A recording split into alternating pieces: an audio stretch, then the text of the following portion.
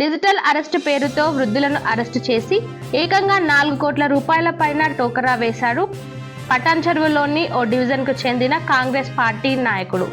బెంగళూరు పోలీసులు ఈ కేటుగాళ్లను హైదరాబాద్లో అరెస్ట్ చేశారు. పటాన్ చెరువులోని రామచంద్రాపురం డివిజన్లోని కాంగ్రెస్ అధ్యక్షుడు ఈశ్వర్ సింగ్తో పాటు కిరాణా నడుపుతున్న నారాయణ సింగ్ అనే మరో వ్యక్తి కలిసి డిజిటల్ అరెస్టుకు పాల్పడ్డారు. తాము ప్రభుత్వ అధికారులమని మ్యాంగ్లూరుకి చెందిన ఒక రిటైర్డ్ ఇంజనీరింగ్ దంపతులను బెదిరించి దఫదఫాలలో 4.79 కోట్ల రూపాయలను కొల్లగొట్టారు. ఈ కేసులో బెంగళూరు సౌత్ పోలీసులు నిందితులిద్దరిని అదుపులోకి తీసుకుని బెంగళూరుకి తరలించారు. దీనికి సంబంధించిన విచారణ జరుగుతోంది.